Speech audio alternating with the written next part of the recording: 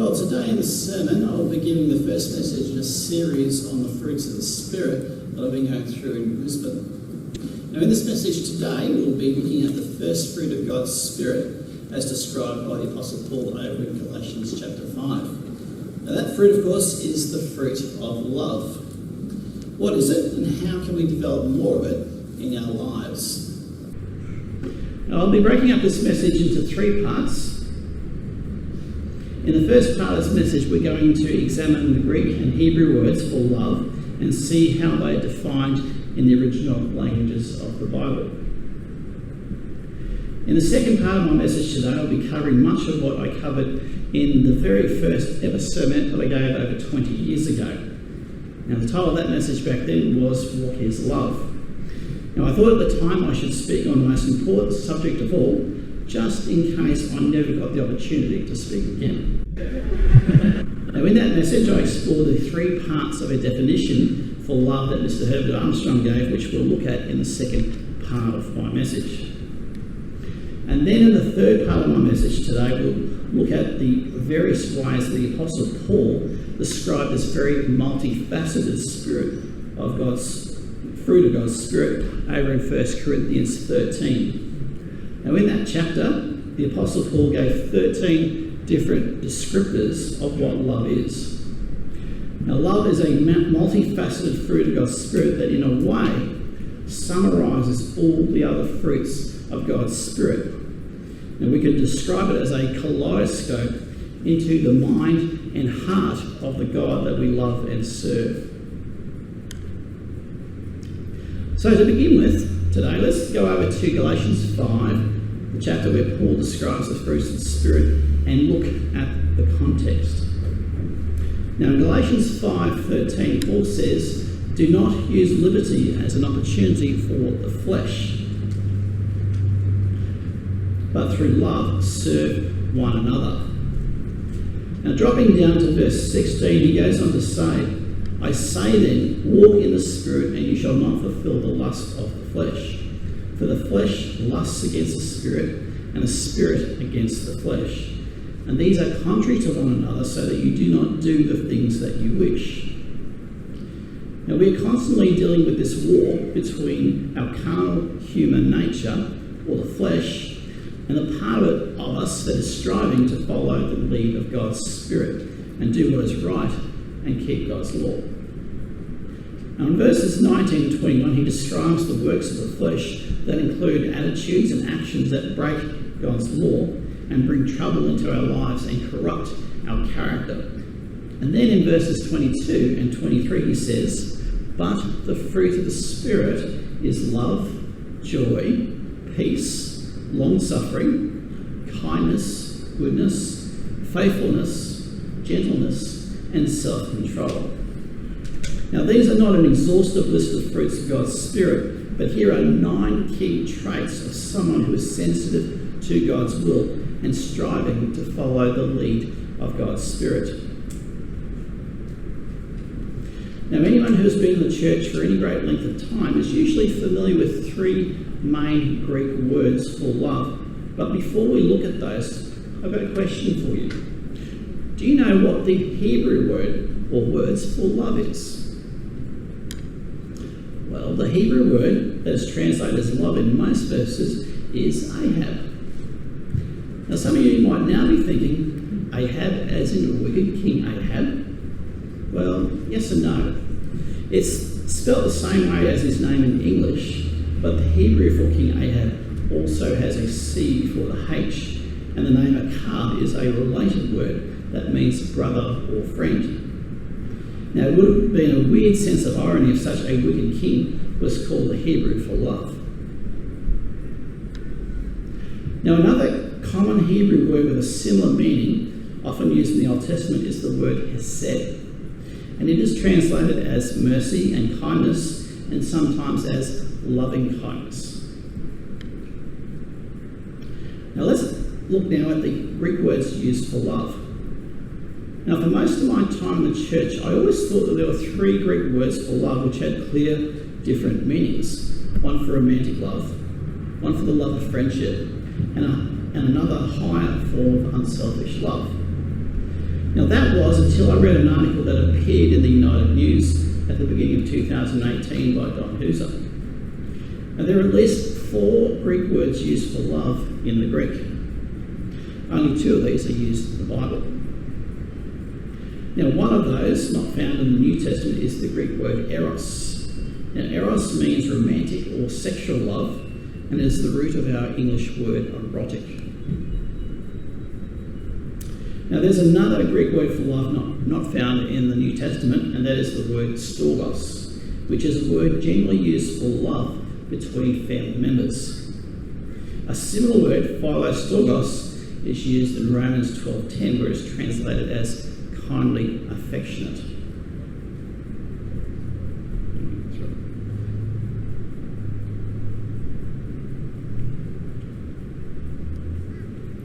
Now the first of the 2 words commonly used for love in the New Testament is the word philos. Now philos is the noun and phileo is the verb. Now these words mean the love of friendship or brotherly love. Now philos forms the root of the word Philadelphia, the city of brotherly love. Philadelphia is both one of the 7 churches in the book of Revelation, as well as the city in America where Rocky came from. Now the last of the Greek words for love is agape. It is agape that is listed as the first of the fruits of God's Spirit in Galatians 5:22. Now agape is the noun and the verb is agapeo. Now it is commonly been thought to mean a higher, unselfish love and distinct from philos, which is thought to be just a natural human form of love. Now that was my understanding until I read Don Hooser's article. Now he pointed out that agape doesn't only just mean a higher, unselfish form of love in the New Testament. Now notice 4 quick examples. John 3:19. Men loved, that's agapeo, darkness rather than light because their deeds were evil. John 12:43. For they loved, agapeo, the praise of men more than the praise of God. 2 Timothy 4:10. Demas has forsaken me, having loved, agapeo, this present world. And 2 Peter 2:15. They have forsaken the right way, following the way of Balaam, who loved, agapeo, the wages of unrighteousness. Now he went on to quote some examples where phileo is used instead of agape for the love of God. Now in John 5:20 we read, for the Father loves, and it's phileo here that's used, the Son. And in John 16:27 it says, for the Father himself loves, that's phileo again, you, because you have loved me. Now he summarises his discussion about these 2 Greek words by saying, thus we see that the Greek language does not make a major distinction between agape, agapeo, and philos, phileo. Agape, agapeo has a shade of meaning which is significant. It implies a decision to love even when there is no expectation of a reciprocal response. It is often not a mutual 2-way love. Now for those of you who'd like to read Don Hooser's article, it appeared in the January-February 2018 issue of the United News. Now, if you don't have a hard copy, you can access a digital copy on the UCG archive, which is on our UCG Fellowship site. Now I had to use the UCG Archive's very handy search feature or just find out which issue this came from. Now philos and agape are used interchangeably, but there does appear to be some slight difference in meaning, and there is evidence for this in the ladder of virtues, which we read about in 2 Peter 1. Now starting from verse 5 we read, but also for this very reason, giving all diligence, add to your faith virtue, to virtue knowledge, to knowledge self-control, to self-control perseverance, to perseverance godliness, and then he goes on to say to godliness brotherly kindness, and to brotherly kindness love. Now brotherly kindness here is translated from the Greek Philadelphia, and love here is translated from the Greek agape. Now I've always found very interesting the story in John 21 where Christ asked Peter 3 times if he loved him, after Peter had previously denied him 3 times. Now, the first 2 times Jesus asked, "Do you love me?" Now, agape is used here, and Peter replies not with agape, but with phileo. Now, on the 3rd occasion, Jesus changes tact, and he also uses the word phileo. Now, having betrayed Christ, maybe Peter wasn't confident that he could respond with the degree of love that Christ was asking him for. Now, when I think of agape, one thing that often comes to my mind is a scene from the old comedy show, The Comedy Company, with Con Fruiterer, best known for his catchphrase, "Couple of days, beautiful."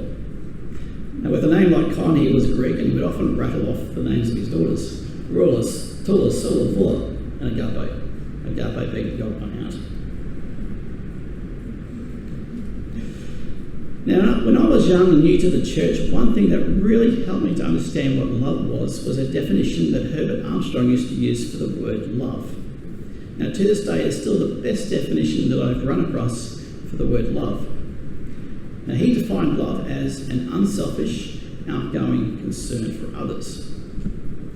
Now, let's unpack that definition now and have a look at the 3 aspects of it so we can gain a deeper understanding of this most important fruit of God's Spirit. Now, the first point is that love is unselfish. It must have unselfish motives. Now, some people pursue friendships out of selfish motives and take rather than give. Now, some psychologists maintain that no one ever acts from purely altruistic motives because we rarely give to a relationship without receiving something in return. Now, we do, however, have control in consciously establishing our motives for friendship. Now, in the love chapter, 1 Corinthians 13, that we'll look at more closely a little later on, it says in verse 4 that love does not seek its own. Now, selfishness is the root of perhaps all improper motives. Now, when we look after our own needs in a friendship, we become selfish and self-centered, focusing on what we alone can derive from the friendship. Now, love doesn't give in order to get back. It gives out of concern to serve the other person. Now, we can put ourselves to the test. Analyse your motives when you give to others your time and friendship, conversation, service and physical things. You may be surprised if you're honest, as I still am at times, just how much we're motivated to do the things we do out of our own interests, whether it's being with the people we want to be with, or getting physical rewards, friendship, or whatever back in return. Now, do we give in order to get back favours, friendship, popularity, or anything more than wanting to give to the other person? Now, if we are, then it's not unselfish. It's what psychologists call need love as opposed to unconditional love, where there are no strings attached. As soon as the need is no longer there, then neither is the person who only gives need love. Now, the question we can all ask ourselves is, am I a giver or am I a taker? Now, the true depth of our love is tested when helping and doing the right thing for others requires sacrifice on our part. Now, one example of this is in the parable of the Good Samaritan. Now, while others shied away from helping the man who got robbed and beaten, the Good Samaritan was generous with his time and money to help the man. Now, another example of such sacrifice is expressed in Psalm 15, verse 4, where David describes a righteous man as someone who swears to his own hurt. Now, when we have promised or agreed to do something, circumstances may change, and we may be tempted to go back on our word at the cost of the person we have promised that something to. Now, we shouldn't give in to that temptation, but keep our word and let our yes be yes and our no be no. A better offer coming along or just not feeling in the mood should make us go back on our word. And God is faithful, and that's what we should be as well. Now, the second point of Mr. Armstrong's definition is that love is outgoing. It must manifest itself in a pattern of good works and not just be good intentions. And Proverbs 27:5, God says, open love is better than love carefully concealed. It's actually better to rebuke someone in a proper spirit when it's needed than to have love and concern that is merely just in our heart. Our love can't just be merely good intentions, it has to be outgoing. Now, breaking into Paul's commands to Timothy for the physically rich, he says in 1 Timothy 6:18, let them do good that they may be rich in good works, ready to give, willing to share. Now, what about us? Are we rich in good works? If I were to ask you to write down a list of all the good works that you had done in the last couple of weeks, how many things could you come up with? Now, Paul says in Ephesians 5:2 that we are to walk in love. And the word walk here might be better translated as lifestyle. Our lifestyle should be that of outgoing acts of love. Now, in the Sermon on the Mount, in Luke 6, verses 32 and 33, Jesus Christ says the following, but if you love those that love you, what credit is that to you? For even sinners love those who love them. And if you do good to those who do good to you, what credit is that to you? For even sinners do the same. So here is a real litmus test for a Christian. We can ask ourselves some hard questions. Is our love merely limited to our own small circle of friends? Is it limited to giving only when it's convenient to us? If it is, then Christ quite bluntly says here that our conversion is no better than the sinners of the world. Now, if we have true outgoing love, we'll extend ourselves beyond our own personal comfort zone and give to those we wouldn't naturally associate with, as well as those who are closest to us. Now, there's two distinct components to what we might call friendliness. Those two components are the breadth of a person's friendliness, in other words, how widely we mix. And the second is the depth of one's friendliness, how deeply we build our friendships, as opposed to only taking a superficial interest in other people. Now, many of us have limitations on what we can do to give to others, and many of us can be naturally shy, and I include myself in that category. But what we can do to help create a sense of belonging for others, we should do by welcoming visitors, the elderly, children, new members, and looking after anyone else who might be lonely and in need in our midst.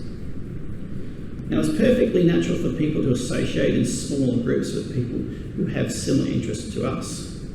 Now, such small groups are needed to get to know others on a more personal level. Now, it's only when those groups become exclusive cliques does it become a problem. Now, in Brisbane, Evan Weir gave a sermonette about the difference between inclusive versus exclusive.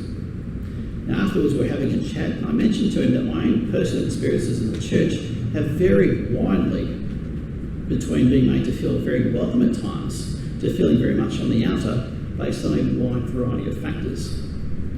Now, one thing that I have noticed is that when unintentional neglect does occur in the church, it starts first with those who are not connected within the family of the church, or who are not connected with a group of peer friends. Now, in describing the early New Testament church after their first Pentecost together, it says in Acts 2:44 that all who believed were together and had all things in common. Now, they had this burning desire to spend as much time together as possible and look out for one another's needs. And we can ask, is that true of us? Now, the third and final part of Mr. Armstrong's definition is that love is also being concerned. Now, what do we mean concern? Well, our concerns or cares are those things that we think about. Are our minds focused just on our daily pursuits and having fun, or do we think a lot about other people? Now, I fondly remember the times when I was a teenager when I had a chance to visit our late elder Jack Clune's sister Isabel White, while she was still alive. Now, I was just new to the church and looking for anyone who'd like to talk about the things of God, and she was a real friend at that particular time. Now, even though she suffered terribly from emphysema, I would be absolutely amazed by how she would be constantly thinking about others and how they were doing compared to the very carnal teenager that I happened to be at the time. Now we read in Matthew 15 verses 19 and 20 about how what comes from out of the heart defiles a man, referring to all sorts of wrong attitudes which lead then to sinful actions. Now that process actually works for good as well. Now if we think about giving to others a lot more, then we are a lot more likely to act on those thoughts. Now planning good things to brighten up other people's day or helping out others can give great pleasure and can be a lot of fun at times. Now, Mr. Armstrong used to describe the two broad ways of life in the Bible very simply as the way of give and the way of get. Now, are we just living for ourselves, or is giving to God and others a big part of what drives us in our life? Now, in showing love to others, there are two broad ways where we can do this. One way we can do this is an unplanned, spontaneous, or reactionary way. So in those cases, we'll respond to other people when they approach us. The other way is to take a planned, proactive approach where we plan our efforts to give to others. Now, I'd like to submit to you that, like most endeavours of life, if we only take a reactive approach, then we'll only be half as effective compared if we take a proactive, planned approach. Now, there's an interesting verse in Isaiah 32:8 which says, "But a generous man devises generous things, and by generosity he shall stand." Yes, it's important to plan your giving. Have an active plan for giving. In other words, opportunities, occasions and situations where you intend to live the way of give. Think about it and set it in motion consciously. Now, we can plan regular opportunities to give hospitality. We can plan to talk to new members, visitors, or those who need someone to talk to, or someone we haven't talked to for a while. We can plan to use our money, our possessions, and our talents to give to others who have needs that we know about.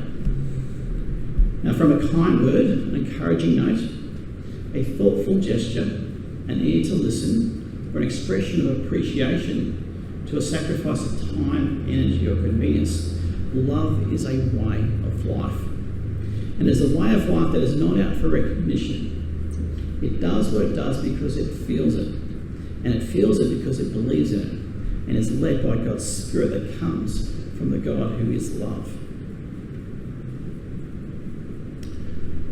Now, we've looked now at Mr. Armstrong's definition for love. Let's now take a look at the way that the Apostle Paul describes the love of God over in 1 Corinthians chapter 13. Now, he starts the chapter by saying the following: "Though I speak with the tongues of men and of angels, but have not love, I have become sounding brass or a clanging cymbal. And though I have the gift of prophecy and understand all mysteries and all knowledge, and though I have all faith so that I could remove mountains, but have not love, I am nothing." Now, many of us have a certain emptiness in our heart that longs to be filled.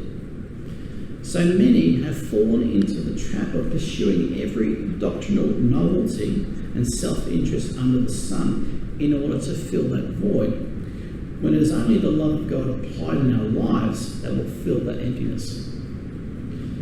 Now, continuing on in verse 3, Paul goes on to say, "And though I bestow all my goods to feed the poor, and though I give my body to be burned, but have not love, it profits me nothing." Now, Matthew Henry in his commentary says the following about this rather baffling verse at first. "Charity, or as it is commonly elsewhere rendered, love, agape," not what is meant by charity in our common use of the word, which most men understand of alms, giving. But love in its fullest and most extensive meaning, true love to God and man, a benevolent disposition of mind towards our fellow Christians, growing in a sincere and fervent devotion to God. The external act of giving alms may proceed from a very ill principle, meaning a wrong motive. Vainglorious ostentation or a proud conceit of merit may put a man to large expense this way who has no true love to God nor men. Our doing good to others will do none to us if it not be done well, namely from a principle of devotion and charity, love to God goodwill to men. So our actions are not really love if they've done from the wrong motive, or if they've done for selfish reasons. Now the love of God, as I've said previously, is a multifaceted fruit of God's Spirit that in a way summarises all the other fruits of God's Spirit. And as we go through each of Paul's various descriptions of what true love is here, we'll see a number of the other fruits of the Spirit. Now on Facebook, someone actually posted a story about a wise mother who was concerned about a certain crush her teenage daughter had on an immature boy at school. Now she had read this description of love and challenged her daughter to replace each instance of that word love with the name of the boy she had a crush on. Now after she'd done so for a few of the descriptors of love here, her daughter realised he was not someone with good character who had her best interest at heart. Now whenever we examine ourselves like before we're doing now towards coming up to Passover, it makes for a good exercise to put our name in here and see how much it rings true and how we are going with each of these points. So let's go through them now. Now to help each of them sink in after I run through each of them in turn, I'll pause for a bit before we move on to the next one. So the first one here is that love suffers long. Now patience is needed when things go wrong, so we will suffer without anger or discouragement. It comes from understanding other people's weaknesses, just as God understands our weaknesses and exhibits great patience towards us. And God expects us to have the same mercy for others as he does for us.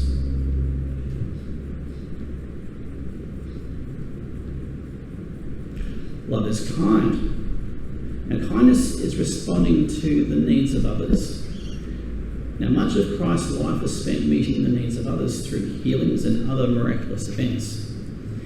Now, he performed miracles out of compassion, which is a combination of sympathy for someone in distress and a desire to alleviate his or her problem.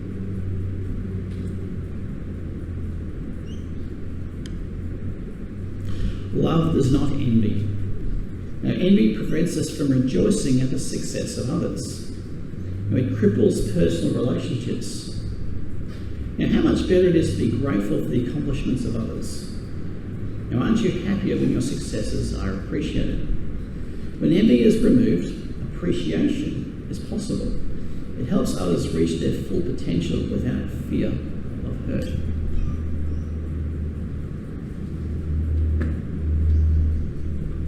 Love does not parade itself, is not puffed up.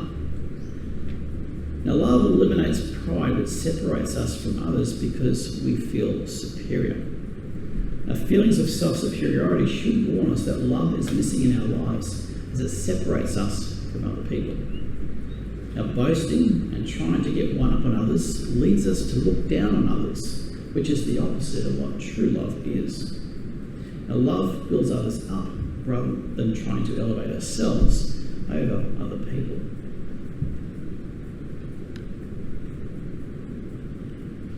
Love does not behave rudely. Now, good manners are an expression of love. They show our concern for others when we act out of humility. And we should question our actions to see if they are done in good taste. Now, God tells us to show honour and follow the rules of custom. Our society has faltered in this trait and disregarded etiquette and proper behaviour.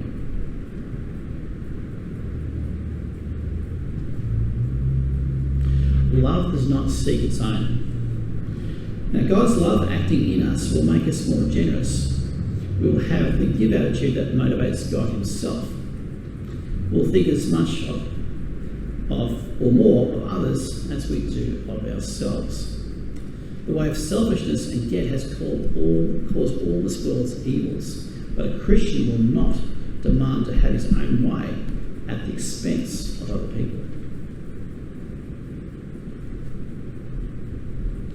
Love is not easily provoked. Now, love eliminates wrong anger. Now, Christ was angry on occasion, but he channeled his aggression perfectly. Our wrong anger results from our lack of patience and from our selfishness, particularly when we insist on things going our own way and not being gracious of spirit when they don't.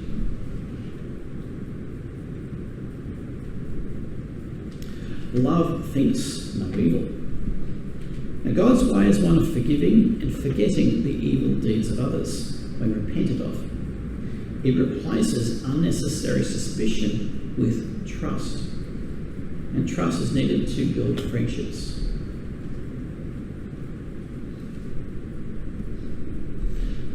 Love does not rejoice in iniquity, but rejoices in the truth.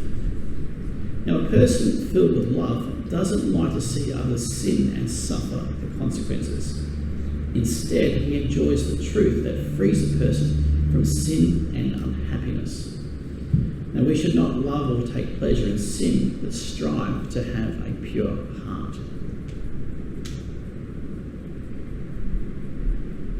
Love bears all things. Now, love doesn't avoid obligations. It is willing to take on responsibilities. Bearing one another's burdens fulfills the law of Christ, it says over in Galatians 6 verse 2. Now, Jesus gladly took upon himself the burden of being our Saviour. It required a tremendous sacrifice, but his love for us made it all possible. We need that same love for other people.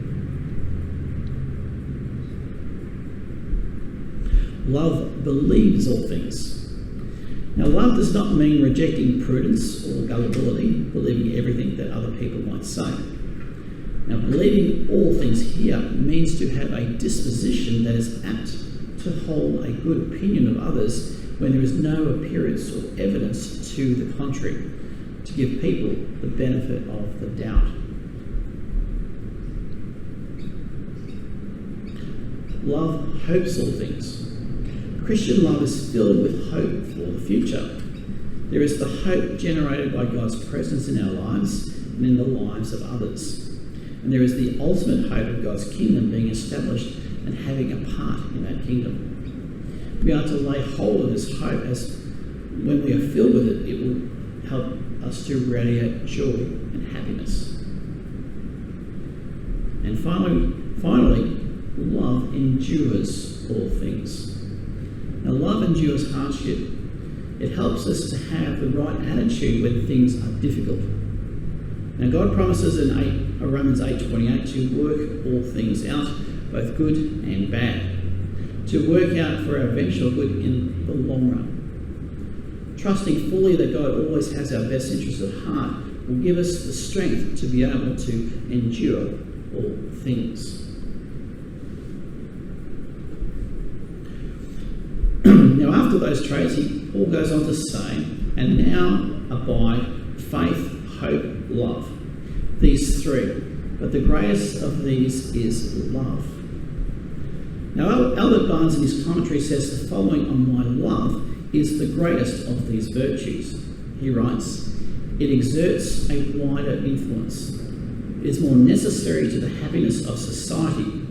It overcomes more evils. Faith and hope rather pertain to individuals. Love pertains to society, and is that without which the kingdom of God cannot stand. Individuals may be served by faith and hope, but the whole immense kingdom of God depends on love. End of quote. So, in conclusion, the first of the fruits of God's Spirit, love, is a multifaceted fruit of God's Spirit. It is a kaleidoscope into the mind and heart of our great God. It is an unselfish, outgoing concern for others. It is an attitude of wanting God's best for other people, both friend and foe. And it is an expression of the way of give and the opposite of Satan and this world's way of get.